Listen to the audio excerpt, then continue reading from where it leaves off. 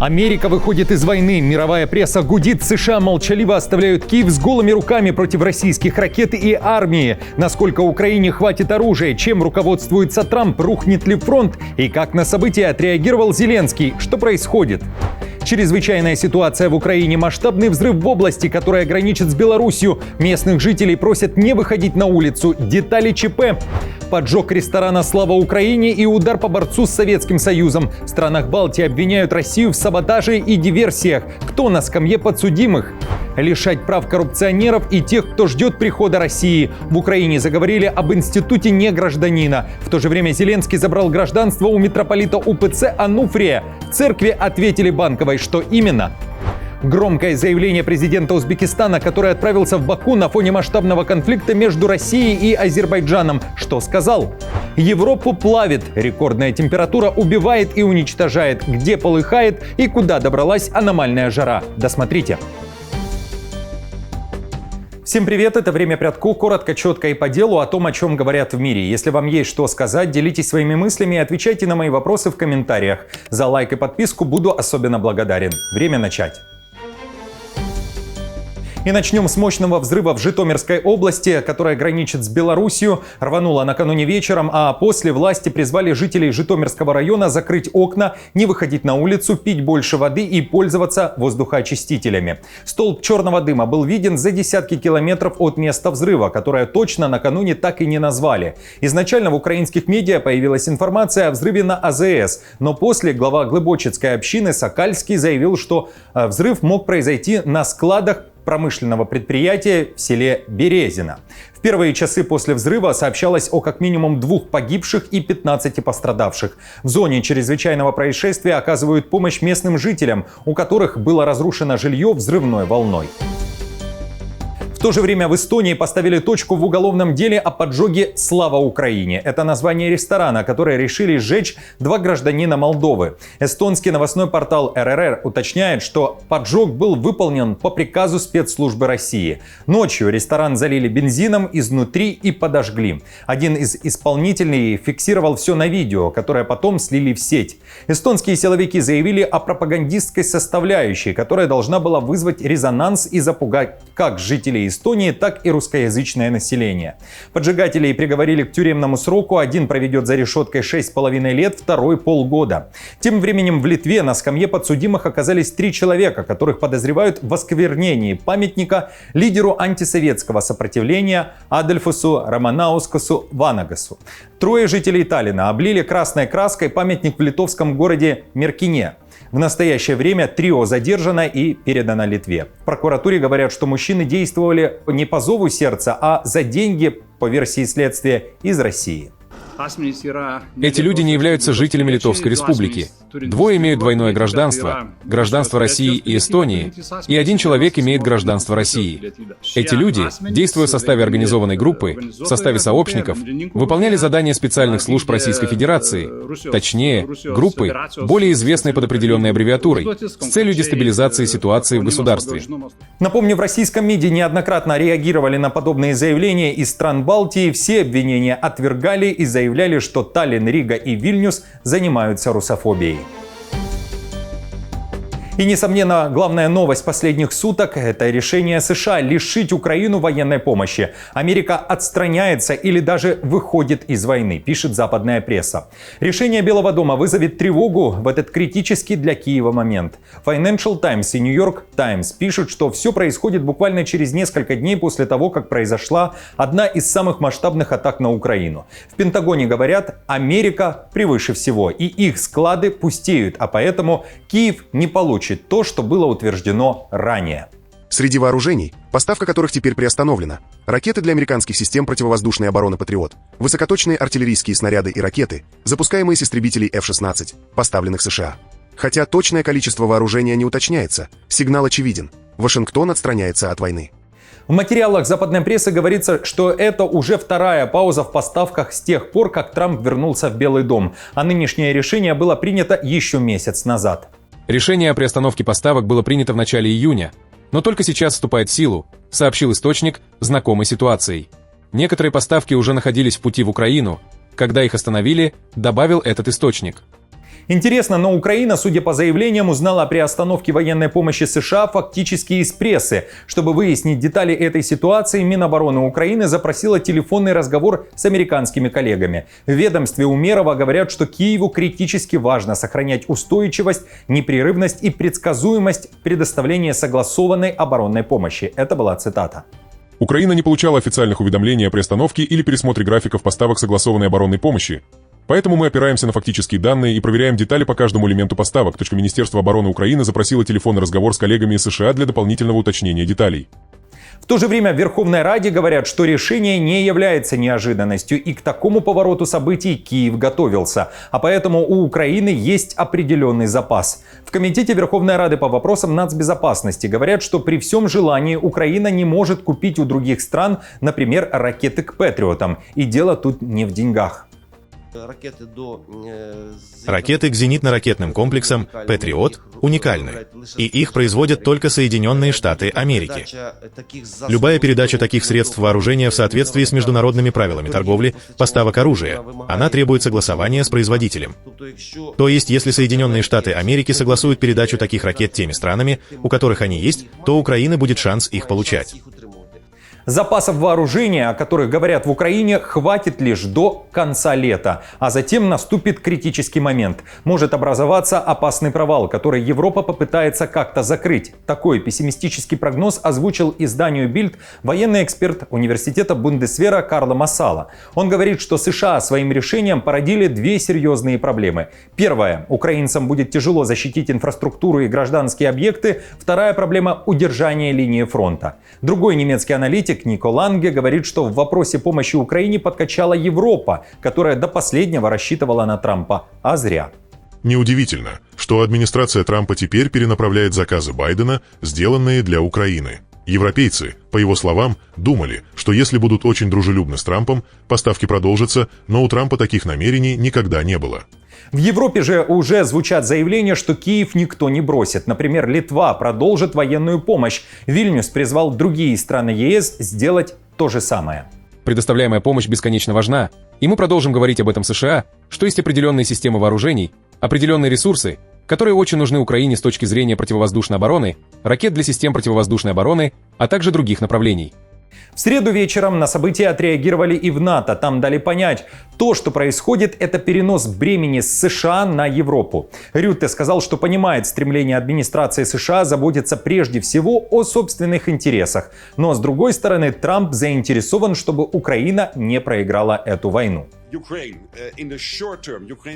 Украина в краткосрочной перспективе не может обойтись без всей возможной поддержки, боеприпасов и систем ПВО. На прошлой неделе у президента и Зеленского была хорошая беседа, в частности по системам ПВО. Да, США должны заботиться о своих запасах, но в то же время надо сохранять гибкость. Европейцы сейчас действительно подключаются. Они выделили $35 миллиардов для Украины в этом году. Так что происходит перенос бремени с США на Европу. В России, где еще пару недель назад требовали от Украины уничтожить все западное оружие и призывали остановить поставки оружия ВСУ, уже также отреагировали на новости о решении Белого дома. Песков предположил, что Киев уже истощил военные запасы Вашингтона. Он также решил заявить, что война уже скоро может закончиться, но как именно для обеих сторон не уточнил. Причиной этого решения были пустые склады, нехватка этих вооружений на складах. Но в любом случае, чем меньше оружия поставляется в Украине, тем ближе окончание специальной военной операции. В офисе Зеленского тем временем в первой половине дня среды не реагировали на сообщения из Вашингтона. Помощник Зеленского Ермак в телеграм-канале писал лишь об имперской политике России, которая, как он считает, дала исключительно провальные результаты на геополитической арене. Ермак писал о потере влияния на Ближнем Востоке, в Закавказье, в постсоветском пространстве, изоляции. Кроме того, на фоне массовых сообщений о приостановке военной помощи писал, что удары по российской территории будут продолжаться. А вот уже во второй половине дня опубликовал короткое сообщение. Мы работаем. Меньше рефлексируйте на громкие заголовки об оборонке. Вес имеет лишь официальная информация. Зеленский при этом заявил, что сейчас Украина выясняет лишь все детали действий США. Помимо этого, заслушал доклады министров обороны и иностранных дел Украины, цитата, в частности, об отношениях с Соединенными Штатами Америки. Сейчас на рабочих уровнях между Украиной и Соединенными Штатами выясняют все детали по поставке оборонной поддержки, в том числе компонента ПВО. Так или иначе, мы должны обеспечить защиту для наших людей. Сегодня же обговорили следующие шаги в отношениях с Европейским Союзом. Готовим также с Данией и другими партнерами новые соглашения о производстве оружия. Напомню, что в США неоднократно намекали на сокращение военной помощи Украине. Трамп, в частности, неоднократно упрекал Байдена в том, что он направо и налево тратит деньги американских налогоплательщиков. Друзья, что думаете о нынешнем шаге администрации президента США? Это выполнение каких-то закулисных договоренностей между Москвой и Вашингтоном, либо же желание заработать и просто бизнес? Украина и дальше будет получать оружие, но уже покупая его. Или же вариантов намного больше? Пишите. Не гражданин и в черном списке. Зеленский лишил гражданства главу Украинской православной церкви Московского патриархата митрополита Ануфрия, в миру Орест Березовский. О таком шаге отчитались СБУ. Там уверяют, что у Ануфрия отобрали гражданство из-за российского паспорта, который он получил более 20 лет назад, однако скрыл этот факт от украинских властей. Также СБУ утверждает, что митрополит поддерживает связь с российской церковью, а именно с патриархом Кириллом, который благословлял российско-украинскую войну. По имеющейся в службе безопасности Украины информации, Березовский, Ануфрий, поддерживает связь с Московской патриархией и сознательно препятствовал получению канонической независимости Украинской церкви от Московской патриархии, представители которой открыто поддерживают российскую агрессию против Украины. Несмотря на полномасштабное вторжение, Березовский, Ануфрий, фактически продолжает поддерживать политику РПЦ и ее руководство, в частности патриарха Кирилла, Гундяева. Зеленскому уже ответили, в УПЦ говорят, все ложь и паспорта у Ануфрия российского нет, равно как и двойного гражданства. Спикер УПЦ Климент говорит, что Ануфрий никогда не просил в России гражданства, а потому собирается судиться и доказать, что является владельцем лишь украинского паспорта. Ануфрий также заявил, что у него нет никаких связей с Москвой. После 27 мая 2022 года мы больше не являемся частью Московского патриархата. Собор четко заявил о стремлении нашей церкви к полной канонической независимости. И на данный момент у нас уже есть все атрибуты такой независимости. Наша церковь самостоятельно решает все вопросы своего внутреннего и внешнего устройства. Поэтому, когда кто-то повторяет устаревшие клише, он либо не знает фактов, либо сознательно их игнорирует. Еще одна обсуждаемая сейчас тема в Украине – это разговор об институте негражданина. Волонтер, активист и бывший ведущий Притула предлагает разобраться с теми, кто распространяет российские нарративы, сотрудничает с российскими спецслужбами или ждет прихода, далее цитата, «русского мира» в Украину. Я считаю, что нам давно пора начать широкую общественную дискуссию об институте негражданина, статусе, при котором человек живет в стране, пользуется базовыми правами, но не имеет политического влияния, не голосует и не избирается. Ни на уровне центральной власти, ни на уровне территориальной общины. Да, международное право предостерегает от подобных институтов. Но, например, в Латвии и Эстонии люди, которые не прошли натурализацию после восстановления независимости, получили серые паспорта. Таким образом, молодые государства защищались от колониального наследия. Кого необходимо лишать прав или же гражданства, особенно в условиях многолетней войны? Как считаете, или такого быть не должно? Согласны ли с Притулой? Что думаете о статусах иноагентов, которые есть в России и других базах тех, кого считают опасными для страны лишь за высказывание? Оставьте свое мнение в комментариях. И, друзья, не забудьте подписаться на YouTube-канал «Время Прядко». Новости только здесь и в нашем телеграм-канале. Ссылки есть в описании. На других площадках и платформах мы не выходим. Спасибо вам также за поддержку лайком. А я продолжу. Жара в Европе бьет температурные рекорды и убивает людей. Во Франции из-за пекла на улице, а там уже выше плюс 40, погибли 2 человека. Более 300 людей с признаками солнечного удара медики доставили в больницы. Первые случаи смерти от жары были зарегистрированы и в Испании. 2-летний ребенок умер после того, как родители оставили его на несколько часов одного в машине под палящим солнцем. В Португалии воздух раскалился почти до 47 градусов. В Италии жара привела к массовым отключениям света. Солнце буквально поплавило электрокабели. Сеть окончательно легла, когда население повсеместно включило кондиционеры, а Турцию, Грецию и Черногорию охватили сильные лесные пожары. В аномальной жаре виноват человек, говорят климатические эксперты. Дальше будет хуже. Мы бьем температурные рекорды. Возможно, не каждый год, но каждые 2, 3 или 4 года появляется новый рекорд. И это станет нормой с этого момента.